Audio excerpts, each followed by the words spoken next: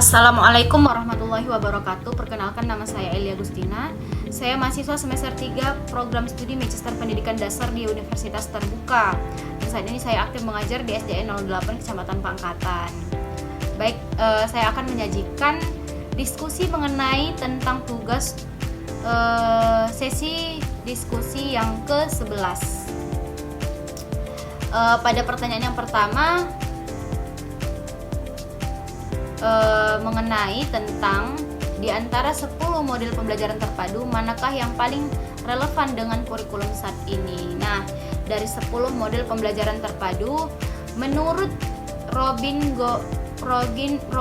Fogarty pada tahun 1991, model Webet atau model jaring laba-laba dianggap paling relevan dengan kurikulum yang diterapkan di Indonesia saat ini, khususnya di kurikulum 2013 atau K13 dan juga kurikulum Merdeka. Model ini menggunakan tema sentral untuk mengintegrasikan beberapa mata pelajaran yang sangat selaras dengan prinsip tematik terpadu dalam K13 dan juga pendekatan proyek dalam kurikulum Merdeka. Dalam praktiknya, model Webet ini memungkinkan guru memilih salah satu tema sebagai pengikat berbagai kompetensi dasar dari berbagai mata pelajaran. Contohnya, seperti tema lingkungan dapat mengintegrasikan mata pelajaran IPA, Bahasa Indonesia, IPS, dan juga SBDP. Model ini menekankan keterpaduan konten sehingga siswa mampu melihat keterkaitan antara konsep, memperkuat pembelajaran bermakna, dan juga mengembangkan keterampilan berpikir kritis dan juga kreatif. Relevansi model ini semakin kuat dalam kurikulum Merdeka karena adanya penekanan pada kebebasan belajar, pembelajaran berbasis proyek, dan juga fleksibilitas pembelajaran yang secara langsung sejalan dengan struktur model Webet. Model Webet sangat cocok dalam pengembangan kurikulum tematik karena lebih menekankan pada keterpaduan mata pelajaran berdasarkan tema tertentu. Kemudian yang kedua yaitu mengenai analisis pembelajaran. Kemudian yang kedua yaitu mengenai analisis pembelajaran tematik terpadu, tujuannya, fungsi, landasan, prinsip, rambu-rambu, dan juga tahapan. Adapun tujuan dan juga fungsi pembelajaran tematik terpadu yaitu bertujuan untuk yang pertama membantu siswa mengembangkan keterampilan berpikir tingkat tinggi atau HOTS melalui integrasi berbagai mata pelajaran. Kemudian yang kedua, untuk meningkatkan keaktifan, keterlibatan, dan juga pemaknaan dalam pembelajaran. Kemudian tujuan yang ketiga yaitu mengembangkan kompetensi secara utuh, pengetahuan, keterampilan, dan juga sikap sesuai dengan karakteristik anak usia sekolah dasar. Nah, secara fungsional model ini bertujuan untuk mengurangi tumpang tindih materi pelajaran, menghemat waktu pembelajaran, dan juga membantu siswa melihat hubungan antara konsep dalam kehidupan nyata. Kemudian mengenai landasannya yaitu yang pertama bersifat filosofis yang berbasis pada teori konstruktivisme berdasarkan Vygotsky dan juga Piaget yang menekankan pada pengalaman dan juga interaksi sosial sebagai dasar belajar. Kemudian yang landasan yang kedua yaitu bersifat psikologis. Landasan psikologisnya mengacu pada tahapan pengembangan kognitif anak usia dasar usia 7 sampai dengan 12 tahun sesuai teori Piaget pada tahap operasional konkret. Kemudian landasan sosiologisnya, pendidikan harus kontekstual dengan kehidupan siswa dan juga relevan dengan lingkungan sosial budaya mereka. Dan yang terakhir, landasan yuridisnya yaitu diatur dalam Permendikbud nomor 57 tahun 2014 dan juga diperkuat dalam pengembangan kurikulum Merdeka.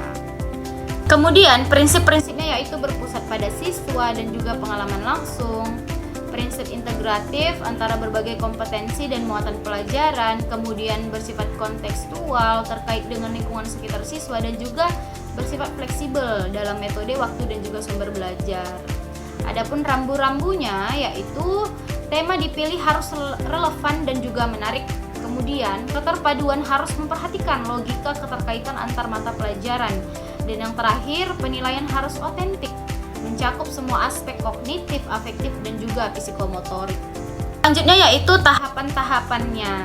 Adapun tahapan-tahapannya yaitu dimulai dari perencanaan dengan menyusun tema dan juga menyelaraskan kompetensi dasar dengan berbagai mata pelajaran. Kemudian yang kedua, tahapan pelaksanaan dengan mengintegrasikan pembelajaran dengan berbagai metode seperti diskusi, eksperimen, dan juga proyek. Kemudian tahapan yang terakhir yaitu tahapan penilaian. Tahapan penilaian ini menggunakan asesmen autentik berbasis aktivitas siswa dan juga portofolio. Selanjutnya, perbandingan kurikulum 2013 atau K13 yang bersifat tematik terpadu dan juga kurikulum Merdeka Belajar serta implementasi yang saya lakukan di SDN 08 Kecamatan Pangkatan. Perbedaan konseptual terdapat pada aspek pendekatan. Kalau di kurikulum K13 bersifat pendekatannya pendekatan tematik terpadu dan juga saintifik. Kalau di kurikulum Merdeka Belajar pendekatannya berbasis proyek dan juga diferensiasi. Kemudian aspek fokusnya K13 itu pada kompetensi dasar atau KD. Sedangkan kurikulum Merdeka Belajar itu fokusnya itu pada capaian pembelajaran atau CP. Kemudian aspek yang ketiga, aspek struktur. Strukturnya kalau K13 itu terstandar nasional. Sedangkan kurikulum Merdeka Belajar itu fleksibel dan juga kontekstual. Selanjutnya aspek peran guru. Guru itu sebagai fasilitator kurikulum baku kalau di K13. Sedangkan pada kurikulum Merdeka Belajar itu guru berperan sebagai perancang pengalaman belajar siswa. Selanjutnya pada aspek penilaian dilakukan di K13 itu penilaian autentik dan juga numerik. Sedangkan di kurikulum Merdeka Belajar penilaian dilakukan asesmen diagnostik dan juga formatif. Kurikulum Merdeka memberikan ruang yang lebih besar bagi guru untuk merancang pembelajaran sesuai dengan kondisi siswa. Nah, ini tentunya sangat mendukung proses diferensiasi pembelajaran berdasarkan kesiapan belajar, minat siswa, dan juga profil belajar siswa. Selanjutnya implementasi yang dilakukan di SDN 08 Kecamatan Pangkatan. Implementasi kurikulum Merdeka dilakukan secara bertahap sejak tahun ajaran 2022-2023. Nah, strategi yang dilakukan yaitu seperti pelatihan guru mengenai asesmen diagnostik dan juga penyusunan modul ajar. Kemudian seperti pembelajaran berbasis proyek yang telah dimulai diterapkan dalam bentuk proyek tematik seperti proyek ketahanan pangan sekolah dengan berkebun. Kemudian yang ketiga yaitu mengenai profil pelajar Pancasila yang diintegrasikan dalam aktivitas harian seperti kegiatan literasi, kebersihan kelas, dan juga kewirausahaan siswa.